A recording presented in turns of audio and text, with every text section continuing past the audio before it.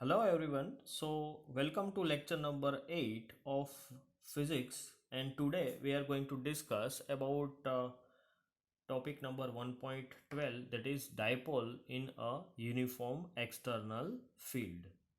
So this is very important topic from MCQ point of view, and it is like very small theory but very important and informative. Before we start this theory, we need to understand few concepts of class 11. Okay, so in part 1 I will explain the concepts of class 11 only, and then after in part 2 we will talk about that theory.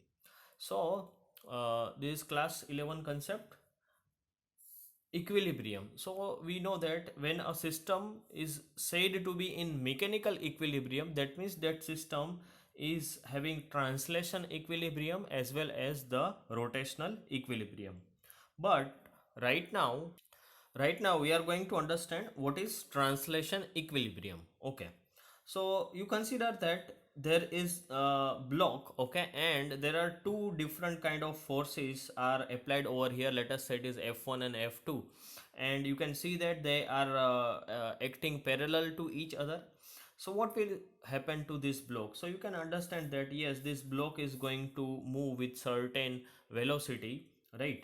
And now if I'll do some changes, if it is like this, the F1 and F2 are acting opposite to each other, then they will act on a single point. Okay, center of mass point pe this point, these forces are going to act, and I can say that the net force on this block is zero, and the object will not change it's motion. अगर वो rest पे है तो rest पे रहेगा. If it is moving with constant velocity तो उसकी velocity है वो चेंज नहीं होगी. In both the cases it's acceleration is zero. So this is a case of a translation equilibrium, right? This is a case of a translation equilibrium. And if we take the third case, in which if I'll change the forces direction, their line of action, like this. Okay, so in this case the F1 is acting on a different point, F2 is acting on a different point, and that is how we can understand that the net force on this, if F1 and F2 are same, if F1 and F2 are same, then net force acting on this is going to be zero. If net force is zero, that means the translation equilibrium is zero, but this thing is going to rotate. If I want to try to understand by using this pen, okay, so let us consider that we have this pen. I will apply a force on one end, एक and पे force दूंगा, यहाँ पे दूसरा and है वहाँ पे force दूंगा, and you can understand that this rotation will be clockwise rotation. This rotation will be clockwise rotation, and if this thing is fixed, okay, यहाँ पे मैंने सेंटर पे उसको फिक्स कर दिया है, then you can understand that कि ये सिर्फ रोटेट ही होगा, लेकिन वो अपनी पोजीशन है ट्रांसलेशन इक्विलिब्रियम उसका रहेगा. So you can imagine a ceiling fan, right? तो सीलिंग फैन में it does not change its position, right, वो सीलिंग पे ही रहता है, and then also it is rotating, right. तो नेट फोर्स है रोटेशनल इक्विलिब्रियम में, नेट फोर्स जीरो होने के बावजूद you will have a rotation. तो over here we will have a concept of torque. Okay, so torque can be given as r cross f. Torque can be given as r cross f, where r represents the distance, perpendicular distance between two points, and the f is the force that we have applied, right? So I can also represent it with the help of its magnitude. Okay, so that can be given as magnitude of torque can be given as rf sine theta. This is what we have already studied in our class 11, right? यहाँ पे हमने mention किया कि the perpendicular distance between two points. So let us try to understand this using vectors. Okay, so let us consider that we have a vector a. Okay, if it is making an angle of theta with x-axis, then I can write that this is ax cos theta component. But what is its perpendicular component? So perpendicular component is ay sin theta, right? So same thing is over here.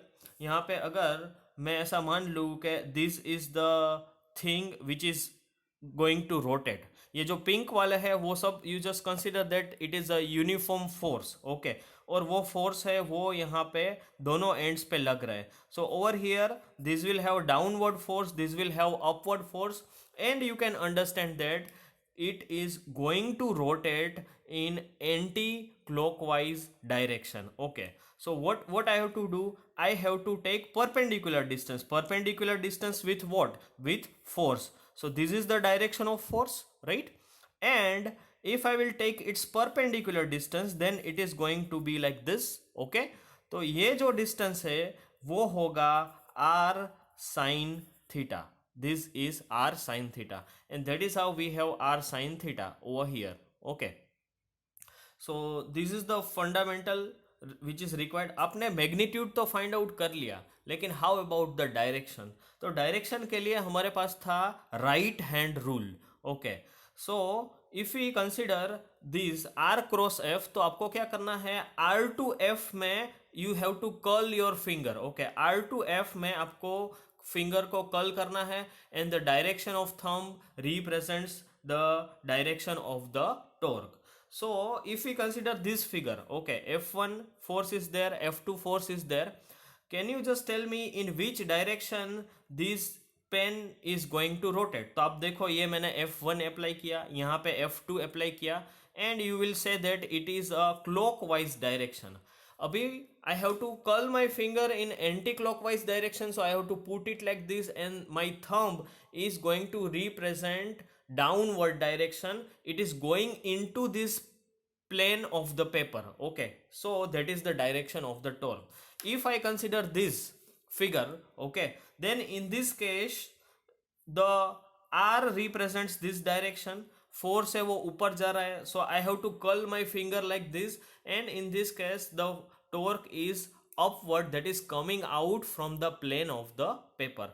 So these two things are very important. Magnitude तो आप find कर ही लोगे because it is R F sine theta, कुछ नहीं करना है उसमें, लेकिन डायरेक्शन के बारे में बहुत ही कंफ्यूजन होता है. So this is the way. Okay, you have to do it like this and just curl the finger, and the direction of thumb represents the direction of torque, right?